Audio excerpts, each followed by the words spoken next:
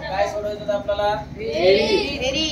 बेरीजचे 5 नमुन्याचे 5 गणित होते का? हे 9 मध्ये 5 मिळवले किती होता? 14 ला 4 ला 8 ने 9 6 15 ला 5 ला 3 ने 4 आणि 7 11 ला 5 ला 8 आणि 8 बऱ्याच जणांचं बरोबर आला असेल. नंतर कळतं ना, तपासून मी सांगतो ना कोणाचं काय.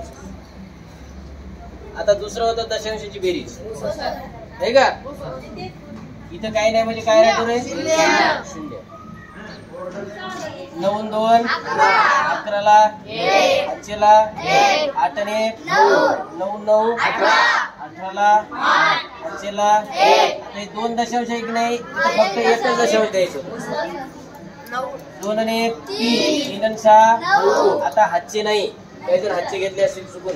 3 आणि 3 हातचे नाही. 7 आणि 0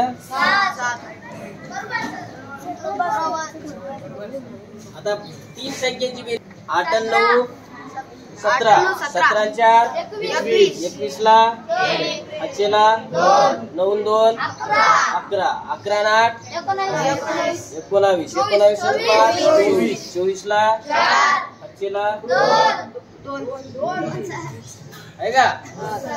2 आणि 4 6 आणि 7 13. पटकन आलं पाहिजे. 13 आणि 6. आता इथं संख्या संपल्या. 1941 ज्याचं उत्तर आलं त्याचं उत्तर छेद समान आहे. मग आपल्याला वरच्याची बेरीज करायची, त्या छेदामधला एकच छेद खाली घ्यायचा. नंतर 6 अधिक 9 इथं अधिक चिन्ह दिलेलं होतं, तर रिकाम्या जागा भरायच्या. 6 मध्ये 9 मिळवा.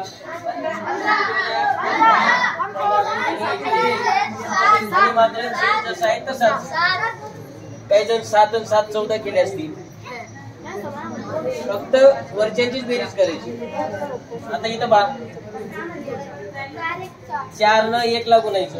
4 1 आणि वरचे मिळवायचे. किती होता? 9. मग वर 9 लिहायचे. खालचा छेद कशाला तसा. छेद बदलायचं का?